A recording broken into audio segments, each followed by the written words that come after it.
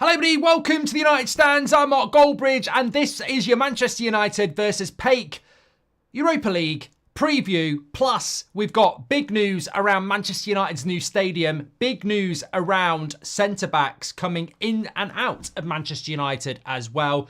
And Ruud van Nistelrooy effectively needs to send a big message to Ruben Amorim if he wants to keep his job. And I think to do that, he's going to have to make some big decisions and show that he isn't all about favouritism. And therefore, I think he's got to make some changes for the game against PAOK. And remember, we're looking for our first win in the Europa League. I couldn't put up the league table if I wanted to because there's 36 bloody teams in it. But Manchester United currently sit 21st with 3 points. Top of the table, Anderlecht, Tottenham and Lazio have a perfect 3 from 3. Out of interest, Man United are 21st with 3 points. You've got to finish in the top 24 to have a chance, to go into the knockout stage. PAOK are currently 30th. They've got 1 point. So very interesting there.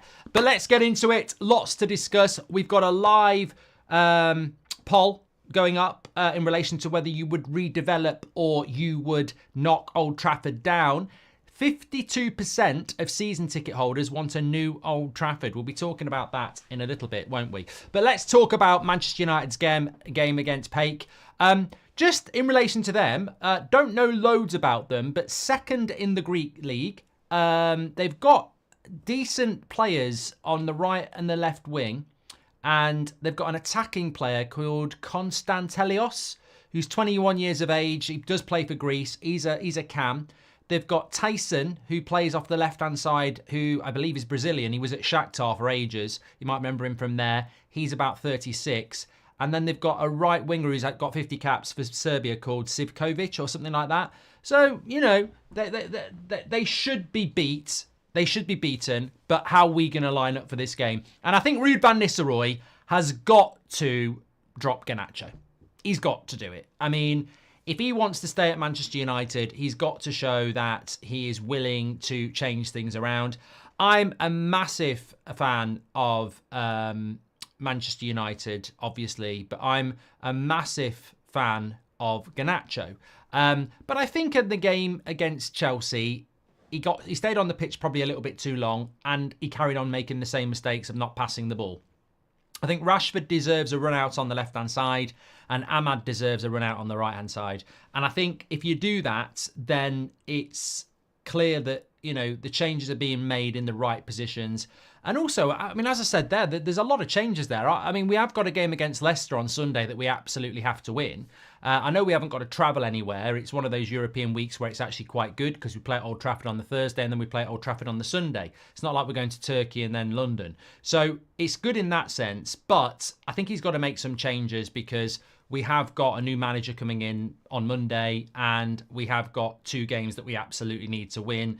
And as we know, Leicester don't play in Europe. They are desperate for points and they will come and have a go. So we need to be fresh for that game. So I think there does need to be some rotation. But I think primarily Garnacho just needs to be taken out of the team because there's a lot of unhappiness towards him at the moment. And I think why put him into that spotlight? I mean, look, he's good enough to play and score, but I think just give Rashford a game off the left. You can bring Garnacho on and definitely start Ahmad.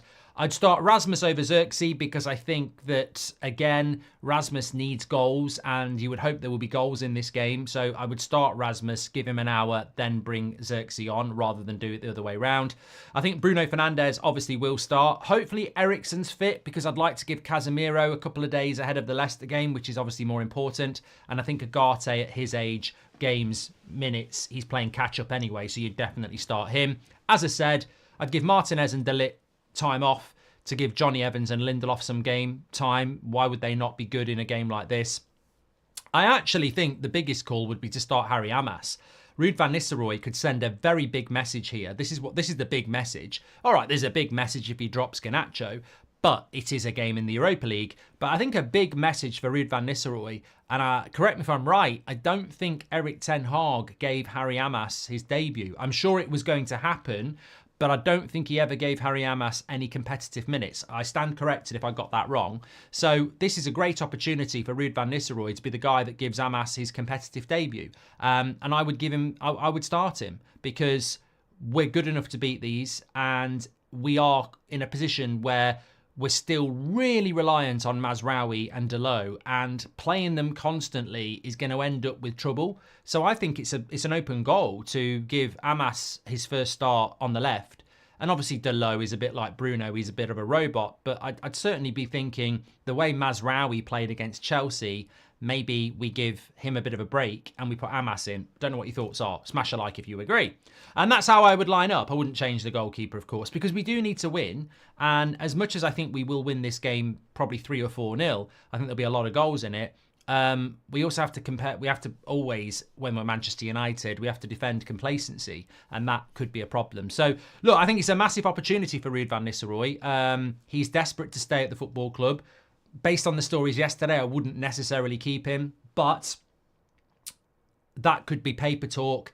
If he wants to stay at this football club, he's got to show Amorim that he's willing to make big calls. And it would be a big call to hand Harry Amas his debut, and it would be a big call to put Garnacho out of the team and play Rashford off the left and Ahmad off the right. Let's see if he does it. I think the team picks itself, and I think it will win quite comfortably. As I said, in relation to PAOK or PAOK or however you say it, PAOK, they are a team that is second in the Greek Super League at the moment. They are a team I don't really know a lot about, but they have got 3 players behind the striker, which is probably their strongest area, as I mentioned. But I'm going to go comfortable 4-0 for United, even going to go with a clean sheet in that one. So give us your thoughts on that. Constantine says, how does it feel that our new manager has been quoted as saying he thought of going to City, says Constantine. I haven't seen that quote, so I don't know what that's to do with, but if anyone knows what it is, I'm happy to denounce it. Harry Sinclair, welcome to the Members Club. Thank you very much for joining. Now, just want to talk about a story today around the centre-back situation.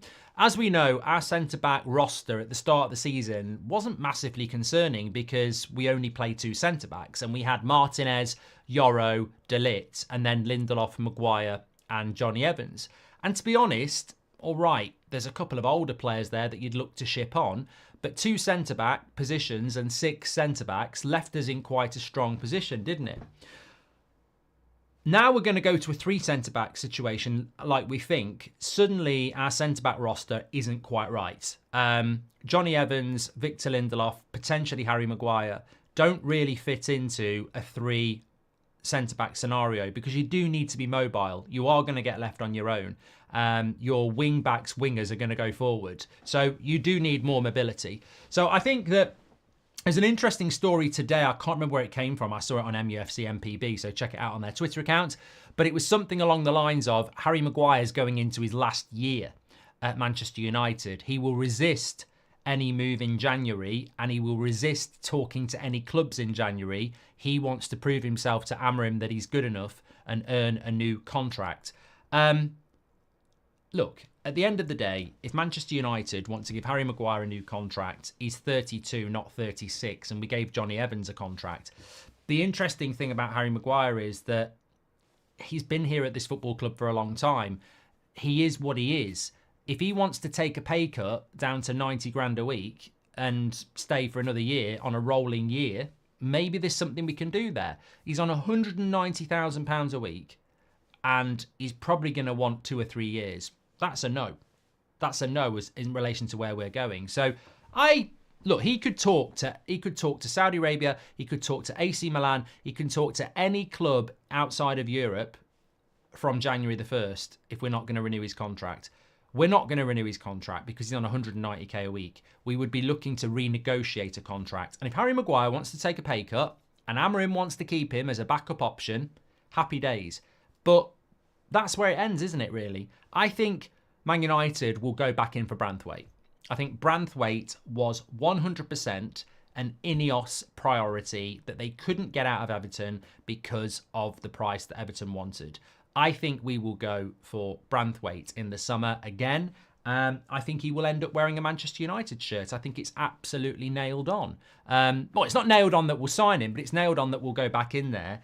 We prioritised him and we couldn't get him. We put 2 bids in for him and Everton wouldn't budge. So I think we go for Branthwaite in the summer, which means you've got Martinez, Yoro, De Ligt, Branthwaite. I mean, you can't keep Harry Maguire on 190k a week. So I think if he wants to take a pay cut and he can prove he's good enough to Amorim, that's fine. I actually think Man United might just let him go. But we'll have to wait and see on that, because in fairness, everybody's going to get a chance. And Harry Maguire's been written off plenty of times and always bounced back. So, he's... who knows? Who knows who's going to be the players that get booted out and the players that do well under Amorim. But if he wants to stay, not 190k at 32, that can't happen. That's just bad business. But if he wants to take a 50% pay cut and have a rolling year contract, maybe there's something we can do there. Then we'll understand if he really is about Man United, because there's a lot of players that want to stay at Man United because we pay stupid wages. Let's see if players want to join Manchester United or stay at Man United on more realistic wages. I mean, for me, one of the biggest issues we've had when it comes to Manchester United over the last 10 years is that we've lost our way in relation to bringing in the right character and the right motivation. I mean, we don't win league titles at Manchester United, but look, if you play for Man United, your career will never be the same again. Like, just look at what happens to a Man United player when they sign. You know, you're going to get about 50 times the amount of followers on your socials straight away. Manchester United's a massive club. It's a massive, massive boost to your career. Why do players only come because of big money? You know, you look at Alexis Sanchez, Manchester City. They wanted him. He chose us because we offered him more money. Paul Pogba came to us when we weren't in the Europa League, probably because we offered him a lot of money. We've done it with a lot of other players as well. We need to be a football club that players want to come to because we are Manchester United. We shouldn't be signing players here anymore just for the money.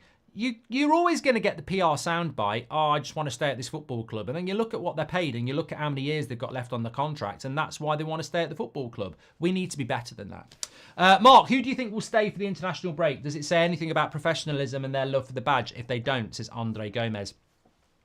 I think it's really difficult. It's a great question from Andre. We're going to talk about the new stadium in a minute. I think it's a great point by Andre, because there is a new manager starting on the first Monday of the international break, so next Monday.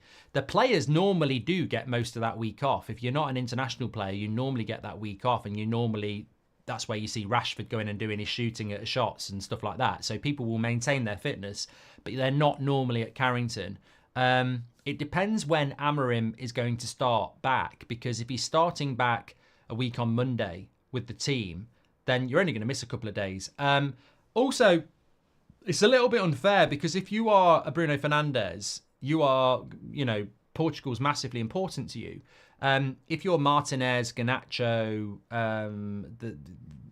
Ugarte, playing for your country for these South American teams is absolutely massive. So I don't think there will be any pressure from Amorim or if anything, I think he will see it the other way. If a player says, look, I can't wait to play for you, but obviously this is my country and I'm loyal to my country, I think he'll see that as somebody that's loyal to a cause. So I don't think they're going to be seen badly if they go and play for their country over staying back and having an extra day, a couple of days training with Amorim. I don't think that will happen. But on the other hand, it'll be interesting to see if any players do sort of not play in the international football. I think some players value playing for their country massively, and I don't think Amorim would hold it against them. Maguire wouldn't get 190k at any club if he leaves. If he wants to be a United player in the future, then he would have to accept a pay cut, says Patrick. Andre, great question though. Good morning, Mark from Denver, Colorado. Any thoughts on a swap for Xerxes and Gyökeres for a better striker, says John. I think that's pie in the sky. Great show this morning about Xerxes. Loads of people getting their comments in on the morning show. But yeah, I don't think Sporting are going to swap Gyökeres for Xerxes. Although it'd be interesting to see what style of play they have in the future. Harry Sinclair with the super chat says, I was sexually abused when I was younger, which affected my mental health. I wanted to thank because there have been times that stopped me from making suicide attempts. So thank you very much, says Harry. Harry, that's a very serious and personal reveal there. And, thank you very much for sharing that with us. Lots of people have just been saying for the last couple of minutes in the chat positive things about Harry. So now I understand what it is. Look, the community has been so important to me, but it has been so important to so many people. I don't think anybody really appreciates just how important this community has been over the years for people through COVID, through everything else. It's a constant thing that makes people feel part of something for a couple of hours a day. So I do understand it, Harry. I didn't understand it at the start, but I do understand it. So, and obviously, you know, we've had people sharing that, you know, parents have died and stuff like that. And, you know, I'll never not be in awe of what we've built. So, you know, Harry, thanks for sharing that with us. And I hope you're doing well. Obviously, not nice to read all those things, but I hope you're doing well. Constantine, we've done that one as well. Let's talk about the stadium. So it's come out today that, remember what we spoke to you about, how Manchester United had decided that they were going to poll season ticket holders on the future of Old Trafford. Some people got the knickers in a twist about this. I mean, how do you poll every Man United fan without getting trolls and everything like that? You've got the details of the season ticket holders. You know they've paid for a ticket. Of course, there will be people who are season ticket holders who maybe aren't Man United fans, but that'll be, you know, tiny minority. The vast majority of season ticket holders are Man United fans. And therefore, if you want to poll a section of the fan base, that's probably not a bad way of doing it. So they've polled them on a new stadium. And surprisingly, I think 52% want a new stadium. So that has come out today. 52% want a new stadium. 17% are unsure and 31% don't want a new stadium. We've got a poll going on here. I mean, obviously, it's not season ticket holders. 47% want a new stadium and 53% would redevelop Old Trafford. It's just interesting, you know. I think United will use that as a barometer that they can just go away and knock Old Trafford down and build a new stadium because democracy says that over half want a new one. As I've said before, for me, I think it's a mistake. I will always be somebody who says I didn't want Old Trafford to get knocked down. But as I said, you know, it's not something I'm going to chain myself to Old Trafford about. And if they knock it down and they build a new one, they build a new one. We'll just have to get on with it, won't we? But I don't agree with it. I think Old Trafford is more than that. I've been to the Emirates, and every time I go to the Emirates, I normally walk a little bit over to the old Highbury, which has still got more atmosphere than the new Emirates. Because I don't think new stadiums really have much of an atmosphere. They're entertainment hubs, aren't they? So this is what we're probably going to do.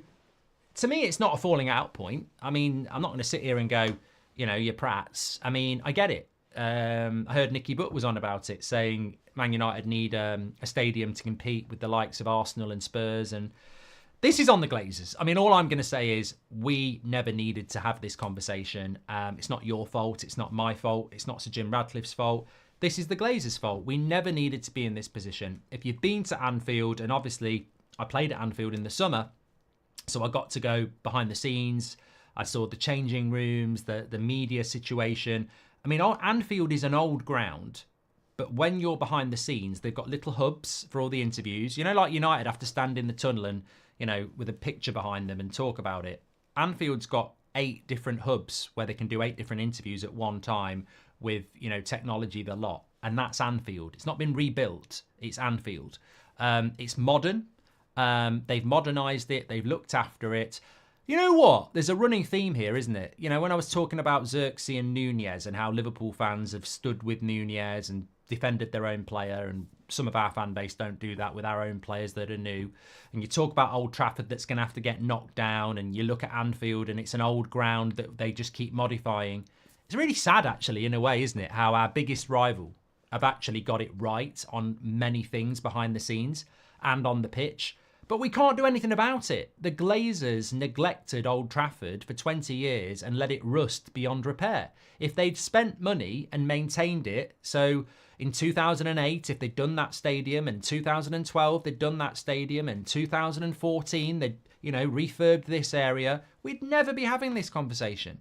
The bottom line is it's been left to ruin, and now you can't do anything with it because they didn't put their hand in the pocket. They took the money out of the football club, and that's why we're in this position. Old Trafford should not be in this situation where we're talking about knocking it down for a new stadium. It's a disgrace, and it's on the Glazers, and that's my biggest frustration. We shouldn't be even having this vote it's disgusting. Old Trafford is, for me, should be a listed building that can't be knocked down. There's bloody country houses in the UK that are of national interest that can't ever be knocked down. And Old Trafford, for all its history and all it stands for, will get knocked down for a new stadium because the Glazers let it rust. I just think it's really, really sad. But the reality is it's going to happen. And there's nothing we can do about it. And I don't begrudge anybody that wants a new stadium. It's their rights. It's democracy. They've got every right to ask for it. But it's the thing for me is we shouldn't even be voting on it because it never should have happened. Old Trafford is, very outdated now, but it didn't need to be if the Glazers had looked after it, and they didn't. And in the previous 10 years before the Glazers came in, we did a lot of work on Old Trafford from 1995 to 2005. I mean, I don't have the data in front of me, but from 1995 to 2005, you look at what we did. I might actually put it in the comment section below, what stadiums were built in a decade. And then you look at what the Glazers have done in 2 decades. Fuck all. It's disgusting. It's absolutely disgusting how United can rebuild Old Trafford in a decade, and then in 20 years, the Glazers can just let it rot and do nothing.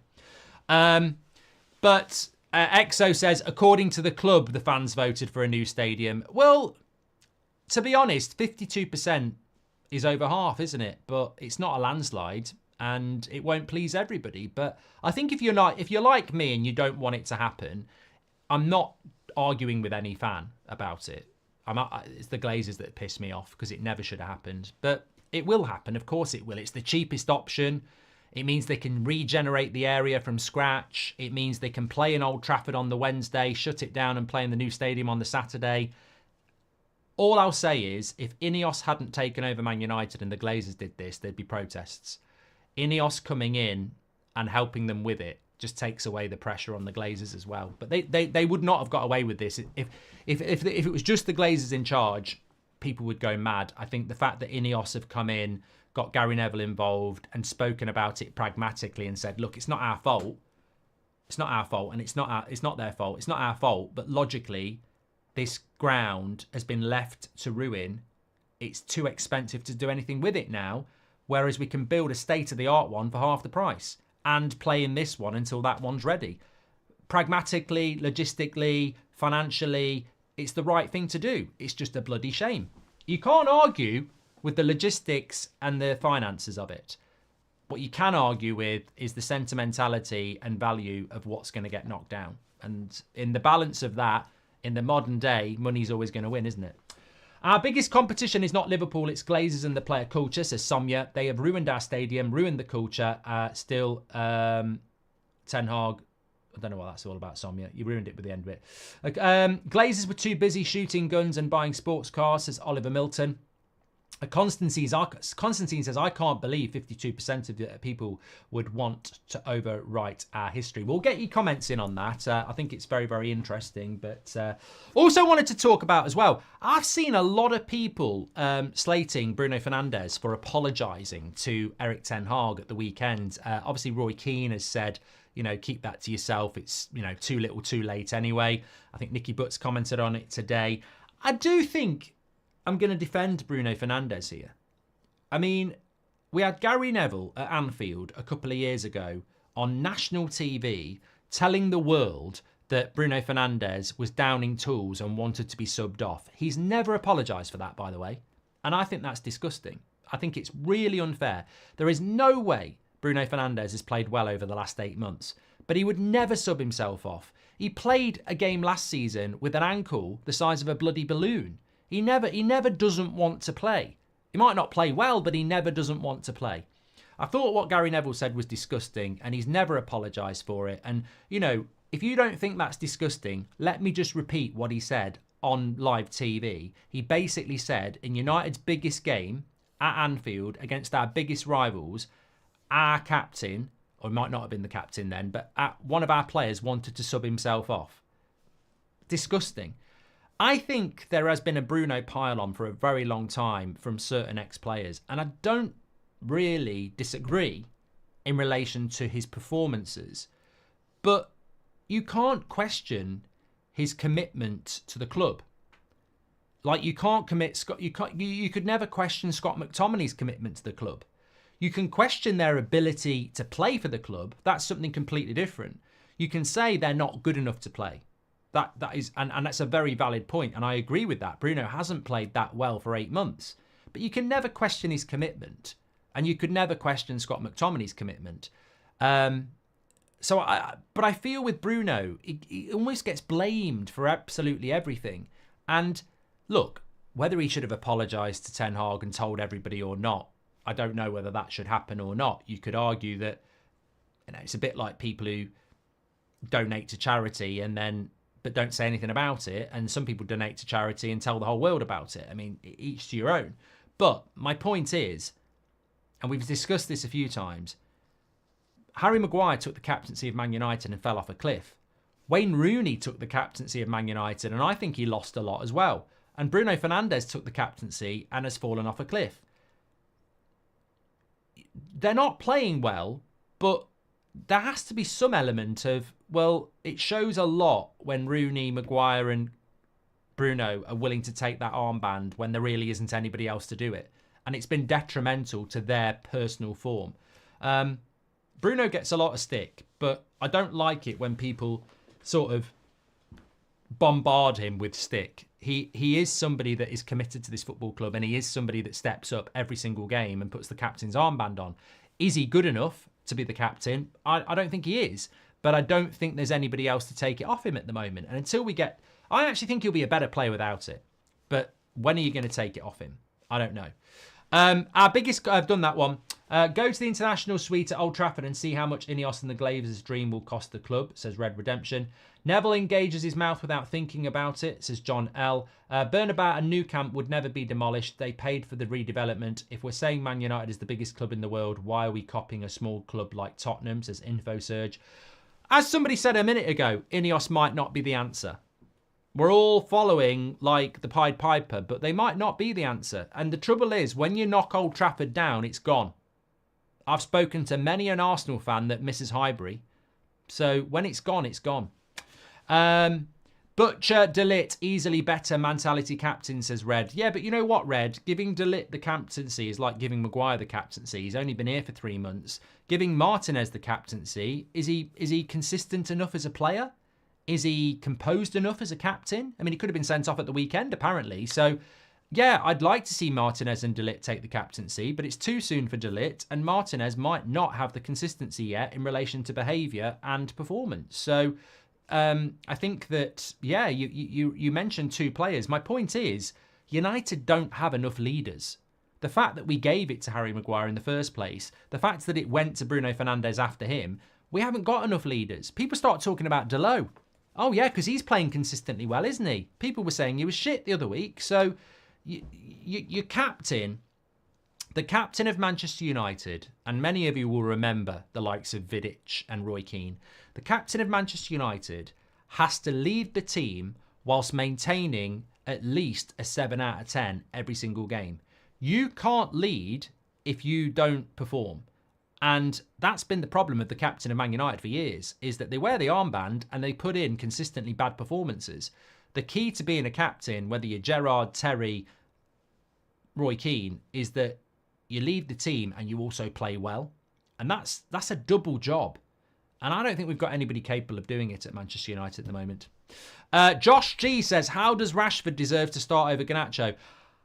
I just think Rashford's not really had a clear run at left wing for a while. I know he started there on Sunday, but he was very quickly back on the right wing. I'd like to see Rashford off the left, and I'd like to see Garnacho given a bit of a breather. That's just my opinion, and I think that's what hopefully will happen. But look, it doesn't have to happen. He might pick Rashford and Garnacho again, in which case, if he benches Ahmad again and starts Rashford and Garnacho again, I think Ruud really isn't doing himself any favours, is he? Anyway, look, thanks everyone for tuning in. I just wanted to say as well, has anyone else noticed since Halloween, it's like Christmas is here? I had the TV on the other day and it was Channel 5 and they were going, Christmas entertainment with Channel 5. And then the program was Christmas's biggest blunders on TV. I thought it's bloody November the 2nd, mate. Anyway, it feels like it starts earlier and earlier. The reason I mention it is the Christmas jumpers are selling out fast. We've only got about 150 left. They do ship worldwide. They are knitted jumpers. Get yours while you can. United Stand Shopify. Get yourself on there. Links in the video description as well. I'll also pin it in the video for you as well. If you want to get one of our knitted jumpers, they're a limited run. We do a different design every year. They're knitted. I've got all three. And I'll be wearing them when I'm an old man if I make it. But get yours now. When they're gone, they are gone. Thanks everyone for watching. We're back at 7 o'clock. 7 o'clock. Everybody listen. 7 o'clock show tonight, because 8 o'clock we're on That's Football watching Amorim ball against Pep ball. Very excited about that. Speak to you in a bit.